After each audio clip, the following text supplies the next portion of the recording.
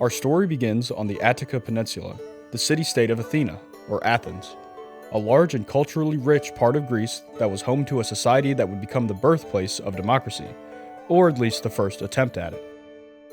At around 600 BC, at this time, Athens was far from the democratic beacon that we recognize in history. The governance of Athens can be traced back to one key figure, Draco, or Drakon. In 621 BC, Draco introduced the first formal law code in Athens. Although notoriously harsh, Draco's laws were intended to curb the power of the aristocracy and create a more standardized legal system. Despite their harshness, Draco's reforms laid the foundation for future legal developments in Athens. The step towards democracy wasn't until 594 BC, when Solon was appointed as archon, which meant he was in charge of the assembly for a year. Solon recognized the need for change and introduced a series of crucial reforms. The Seisachthia, or the shaking off of burdens. This reform wiped out existing land debts and pardoned debt prisoners, as well as outlawing the use of one's freedom as loan collateral. Paired with this was Solon's wealth-based class system, a timocracy, dividing the citizens into 4 classes based on how profitable their land was. Despite a wealth-based class system being undemocratic in today's standards, it was a large step forward as it removed birthright nobility. After Solon's rule, Athens failed to elect a new archon, plunging them into almost half a decade of anarchia, directly meaning no archon. After many men tried and failed to claim power in Athens, Pisistratus seized power in 546 BC after a populist coup and declared himself Tyrannos. Despite being a tyrant, Pisistratus brought much stability to Athens. Pisistratus solved the glaring issue of weakness among the Athenian government by establishing courts outside of the city, as well as strengthening the navy.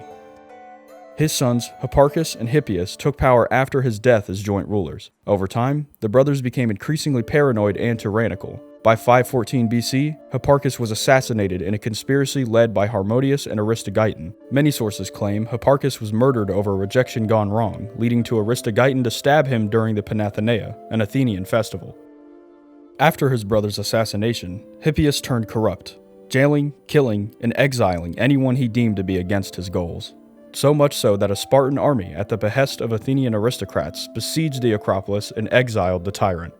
After yet another power vacuum in Athens occurred, a member of the powerful Alcmaeonid family emerged, a man named Cleisthenes. In 508 BC, Cleisthenes understood that Athens could not return to its former tyrannical ways, so he invented 10 new tribes. This reorganized Athens into 10 districts, each with a mix of people from different parts of the city.